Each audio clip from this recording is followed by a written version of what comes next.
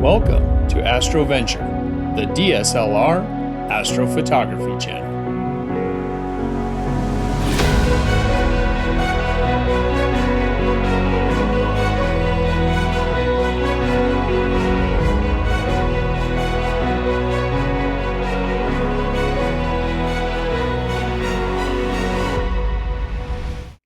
Hey there, Astroventures. Welcome back. If you're new to this astrophotography channel, my name is George, and this is the astrophotography channel for DSLR and mirrorless camera bodies combined with the lenses we already own and a simple star tracker like the SkyGuider Pro or the Star Adventure. So recently, everybody was out photographing the eclipse that could, and one of the things that I wanted to do was a quick tutorial on coloring your eclipse photo. Now, with my particular eclipse photo, I was shooting with some Beta film, and the Beta film will pass the light of the sun through in its natural color. However, we like to look at the sun in its yellow color. And so what we're going to do here is I'm going to show you how to colorize your own eclipse photo. And I'm going to do a quick search.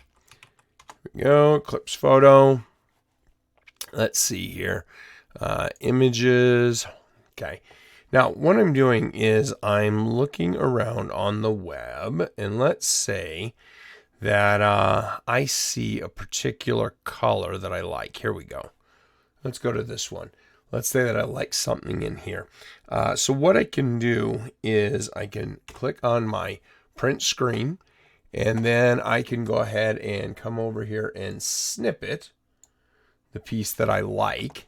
And I'm going to go ahead and close this, come back here, and we're going to put a new layer here. Control V, let's paste this in. Now, I'm going to go ahead and come over to my eyedropper. I'm going to go ahead and take a color sample. Let's say that I like this orange. Yeah, I like that orange.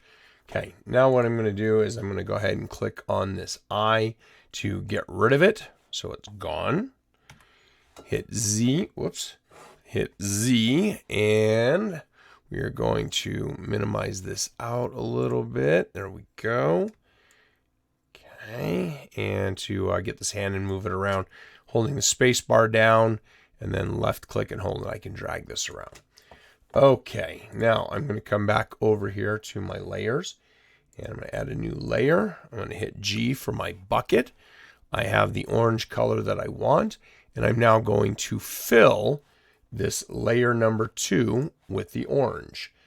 And let's see here, orange layer. Okay.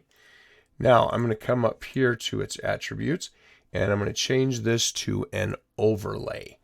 And now what will happen is based on the intensity of the sun there, you can see the outer edge is a bit darker, it's a bit brighter here, and you're able to change this over to get it to a color that is more pleasing for what you would like. Now, next, what I'm going to do here, I'm going to go into my magnifying glass. I'm going to zoom in here. Now, I've got this little, double yolk egg going on in the center. And what I'm going to do is, because I do like the darkness of that sunspot. So I'm going to come back over here to my orange layer. I'm going to put a mask on there. I'm going to go B for brush. I'm going to adjust my brush size. And then I'm going to hit X to switch these colors, as I need black to pass through. And I think I actually need to make this a little bigger. So I'm going to click on Z, expand this a little bit bigger. B, back to brush. Let's take a look at the hardness. Whoops, wrong one. And let's see here. Okay, there's very hard, very soft. I'm going to go with about a 29, and let's see what this looks like. And now I'm going to come in here, and what I'm going to do is paint over these little eggs, my little yolks. See if I can get those back through. see what this looks like. Now Z, and then to go back to my magnifying glass, Alt to minimize, reduce it. I'm going to start clicking it back. That did not work as well as I'd like. It's too strong. Okay, so what I'm going to do is go Control Z to undo, Control Z to undo. I'm going to come back in here, and then what I'm going to do is go over to my swatches here, and let's see, I'm going to look for a 50%. Yeah, let's do that. And now let's paint this in. And I'm going to reduce this. Let's see here. There we go. I think that will look a little better because we were just taking out too much. So I'm going to click on Z and bring this back out. There we go. I think I like that a little bit better because originally when I had it just as a straight black layer, or excuse me, as a straight black to punch through to the lower layer through that mask, I was getting, that lack of tint in color to it, and I just didn't like it. So doing a 50% gray to 50% punch through, and then I had also, when I was doing that, I'd switched my flow over here to 47%. I was shooting for 50%, just quickly slid it over. But that way kind of reduced that flow so it didn't overwhelm it too quickly. And now I have a much more pleasing color that I like. And I also have the sunspots themselves showing up a little bit better. And so with this, you're going to want to, when you assemble your collage of images, you're going to want to maintain using that same orange. That way it's consistent. And the other thing is that if you were somebody that was bracketing, you would want to use images that were all bracketed within that same time period, because under and overexposure of your eclipse photo is going to affect how this overlay of the color comes through on your eclipse. And then from there you can go ahead and assemble it all.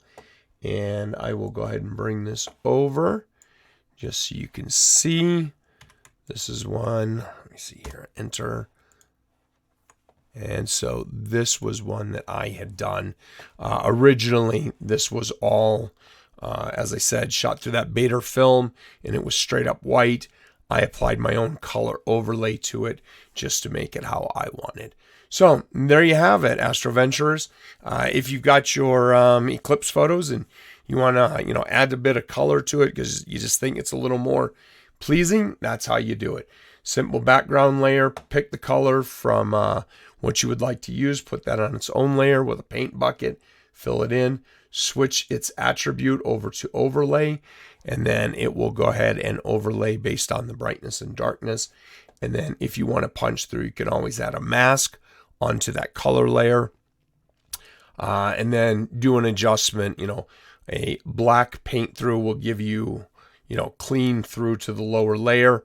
I ended up finding that a 50% gray and a 50% flow worked well to go ahead and give me what I wanted here. So there you have it. If you have any questions on this, we would love to see you over at our Facebook group, Astroventure DSLR. Till next time, I wish you clear skies.